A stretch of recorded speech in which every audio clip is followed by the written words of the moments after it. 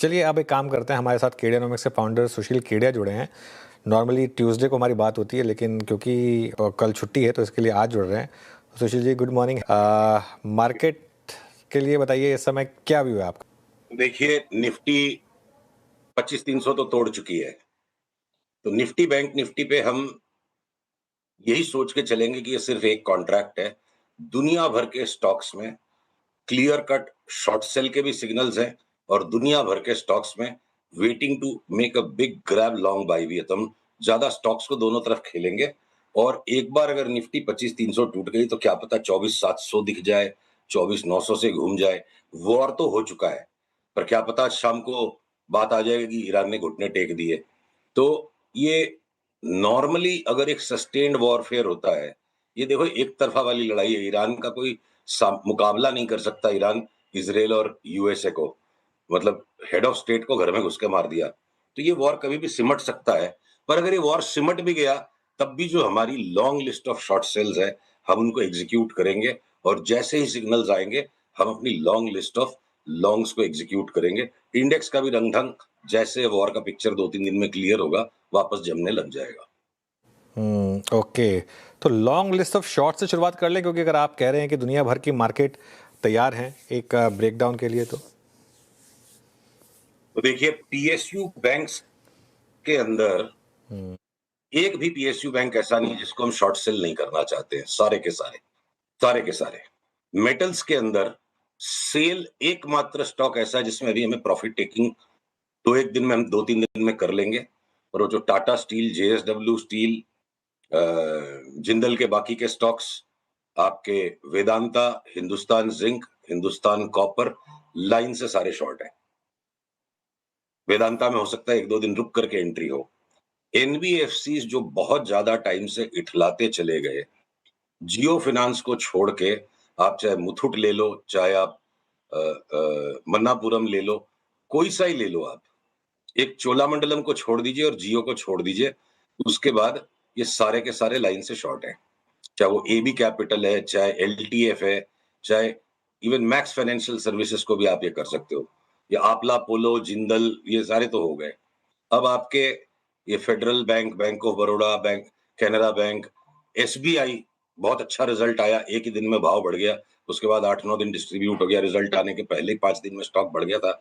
आपका जो पोजिशनिंग वाला सिद्धांत है, एसबीआई टॉप आउट के लिए पोजिशन था। अब आ जाते हैं आपके जो थोड़े से आपको अजीब लगेंगे कॉल, और जो लार्सन एंड टूब्रो में हमारी कई बार बात हो चुकी है ना कि पहला पड़ाव 3600 और वो भी नहीं संभला तो क्या पता 3200।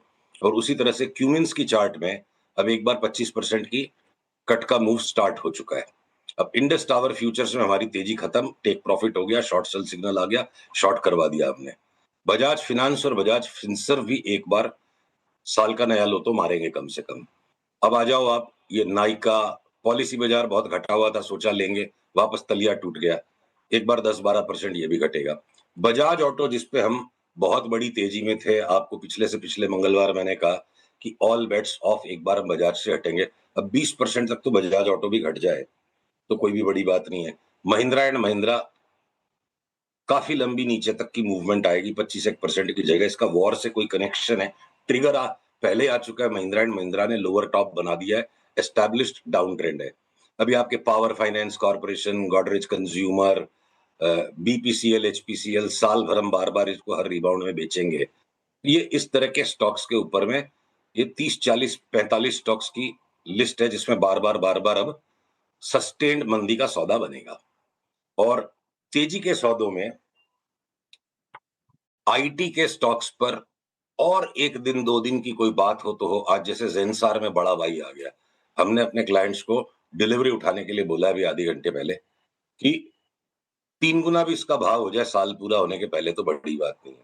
अब पारादीप फॉस्फेट्स 12-13 का पी रेशियो, सेक्टर का चीपेस्ट स्टॉक है, ठीक है, ग्रोथ कम थी तो प्रमोटर कंटिन्यूअसली माल ले रहा। चार्ट का पैटर्न ऐसा है कि साल पूरा होने के पहले 3 गुना वापस हो जाए।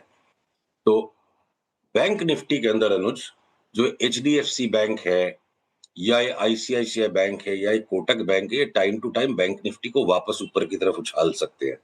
तो इसलिए एक बार मैं और स्टॉक्स पे जाऊं उसके पहले अगर मैं आपको एक पल के लिए पीसीआर से अनुरोध है, यहाँ आकर अब मैं बैंक निफ्टी और निफ्टी को दोनों को जोड़ता हूँ। देखिए बैंक निफ्टी में एक बार के लिए जगह जो बनी हुई है, पीसीआर से अनुरोध है मेरे स्क्रीन पे से इस चार्ट को खोलें। ये देखो आप, ये जो ऊपर की काली लकीर है, ये तो इसका रेजिस्टेंस जोन है। नीचे एक बार ये 57,000 होके वापस 62,000 हो जाए, फिर 57,000 हो जाए, इस तरह का ये झूला झूल ले अगले 2-3 महीने, ये छवि है। और निफ्टी के साथ में वैचित्र्य ये है कि अगर ये आईटी के स्टॉक्स में हमें आने वाले समय में बहुत बड़ी तेजी की मूव दिखती है, रिलायंस बढ़ जाएगा बहुत बुरी तरह, जियो बढ़ जाएगा बहुत बुरी तरह, आपके और भी स्टॉक्स हैं, दो तरफा जो चाल है, तो जब तक मान लो कि ये प्रायर जो बजट डेज लो नहीं तोड़ता है 24,800 का, या उसको माइनर तरीके से तोड़ भी देता है, तो अभी भी हम निफ्टी पे 28,000 की जगह देखते हैं। अभी भी बैंक निफ्टी में जो मैंने निचला स्तर बताया उसके बाद वापस 6200 की जगह है। तो अगर ईरान की कारपेट बॉम्बिंग होने से पहले ईरान ने घुटने टेक दिए, या ईरान और लड़ भी मरा, और इधर पाकिस्तान को अफगानिस्तान सता रहा है, हमारी बॉर्डर तक युद्ध आ गया, इंडिया के मजे करने का टाइम है। तो हमें इस युद्ध को लेकर के कोई एकदम से स्ट्रेटेजिक इन्वेस्टमेंट थीसिस को चेंज कर दें, चार्ट सारी बदल गए, ऐसा बिल्कुल भी पिक्चर नहीं है। इंडेक्स का गेम थोड़ा सा रुक के खेलेंगे, एक बार स्टेबल हो जाए इंडेक्स। और अब आपके मान लो ये लॉरस लैब्स है, बायोकॉन है, 25-25, 30-30% के लिए हम इनको शॉर्ट कर देंगे। और लॉन्ग्स की जो लिस्ट है हमारे साथ, लॉन्ग्स की जो लिस्ट है बहुत बड़ी लिस्ट है। देखो डिफेंस के स्टॉक्स में जो आज अचानक से एकदम से सीजल अप आ गया पारस डिफेंस में, 40-50 रुपए नीचे स्टॉप लॉस लगा के काम करो तो हो सकता है, तो उसको छोड़ दो। पर हिंदुस्तान एरोनॉटिक्स, ईरान की वजह से इसमें ऑर्डर नहीं आएंगे, जियो पॉलिटिकल एटमॉस्फेयर इतना गर्म होता जा रहा है, फ्लरी ऑफ ऑर्डर्स मेरे को लगता सामने आएंगे, और न भी आए, चार्ट ऐसी तैयार है कि हिंदुस्तान एरोनॉटिक्स डबल हो जाए यहाँ से 6 महीने साल भर के अंदर, तो कोई बड़ी बात नहीं है। माझगांव डॉक, गार्डन रिच, ये 3 स्टॉक्स हमारी टॉप बेट्स हैं। और जो एक एमटार टेक्नोलॉजीज अनुज 1200 से हम लेके बैठे थे, एम्बैरेसमेंट सा फील होता था, हर मंगलवार को पूछ लेते थे, 3600 का भाव आ गया चुपचाप शांति से, और उसकी चार्ट टॉप आउट हो गई है। तो अब हम वहां से पैसे निकालेंगे और ये हाल में कोचिन शिपयार्ड में, मझगांव डॉक्स में पैसे डालेंगे। अगर भारत फोर्ज की चार्ट टॉप आउट हो गई है तो उसको बढ़ते ही रहना है, जरूरी नहीं है वहां से हमने टेक प्रॉफिट करवा लिया। तो हर एक सेक्टर में अभी भी स्टॉक रोटेशंस सीवियर हैं, और सिलेक्टिव होके चलने का बाजार है। 180 में अगर हमने आइनॉक्स विंड शॉर्ट कराया था, 120 में रिव्यू करेंगे, फिर कॉल चेंज हो गई, 90 हो जाएगा, हो लिया। अब यहाँ से जिस दिन भी इसमें रिवर्सल बैठेगा, वापस 180 की चाल खेलेंगे। अगर डीमार्ट में बहुत बड़ी बाई आ चुकी है, तो अगर इस पैनिक में, इस क्राइसिस में छोटा मोटा पुल बैक दे देता है, एशियन पेंट्स थोड़ा पुल बैक दे देता है, एनबीसीसी थोड़ा पुल बैक दे देता है, इंडियन होटल्स थोड़ा सा और दब जाए, तो सब कुछ नहीं बेचने का, इनको हम लेंगे, पीएसयू बैंक्स, एनबीएफसीज, मेटल्स को हम बेचेंगे, और सिलेक्टिव ऑटोस को हम बेचेंगे। ओके सुशील जी, मैं अपना अगला प्रश्न पूछता, 2 बार प्रश्न 3 बार प्रश्न बनाया, वो मेरे ख्याल से धीरे धीरे आपने सारे लपेट लिए। मैं पहले बैंकिंग पे आता, फिर एचडीएफसी बैंक, आईसीआईसीआई बैंक का जिक्र कर ही दिया आपने। बचा 1-2 और बास्केट हैं जिस पर बात कर सकता हूँ मैं। आपने देखा होगा पिछले 2 हफ्ते से वोल्टास, ब्लू स्टार, वर्लपूल, इनमें कुछ हरकत सी है। क्या नजर आ रहा है आपको यहाँ पर, ये चेज करने लायक है इस वक्त? बहुत बढ़िया प्रश्न आपने पूछा। देखिए हमने 6-7 दिन पहले अपनी एक सेक्टोरल इंडिसेस की रिपोर्ट पब्लिश की थी कि कौन से सेक्टर्स की इंडिसेस बहुत स्ट्रांग दिख रही है।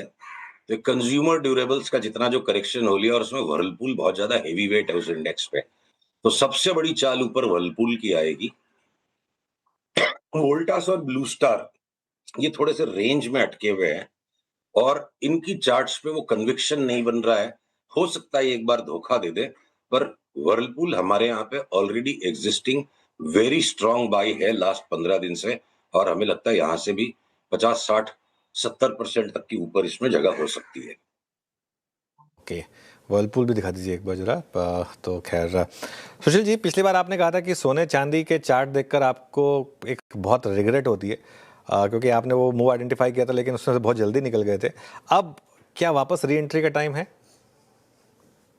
रिग्रेट तो नहीं हुई अनुज, क्योंकि हमने अपने इमोशंस को त्याग दिया, और खास करके आज होली का दिन जो है, तो ये इमोशंस के कारण ही तो हिरण्यकशिपु मार खा गया था ना, उसके अहंकार के कारण उसको अपने आप से इतना ज्यादा लगाव हो गया। तो रिग्रेट वगैरह कुछ नहीं है।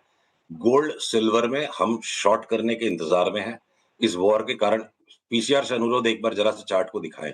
देखिए इतना बड़ा ये जो क्रैश आया ना गोल्ड में, उसके बाद ये एक सामान्य बड़ा रिबाउंड है, और इस वॉर में भी अगर ये यहां तक ही खाली रिबाउंड कर पाया और सिल्वर भी, तो जिस दिन भी इसमें सेल सिग्नल आएगा, 2-3 दिन हम वेट करेंगे, और जहां सेल सिग्नल आएगा तो पिक्चर, अगर कोई मेरे को पूछे, आप पकड़ लो गला कि भाई गोल गोल बात नहीं, सीधे सीधे बोल, 1,66,000 से 2 लाख पहले आएगा कि 1,20,000 पहले आएगा।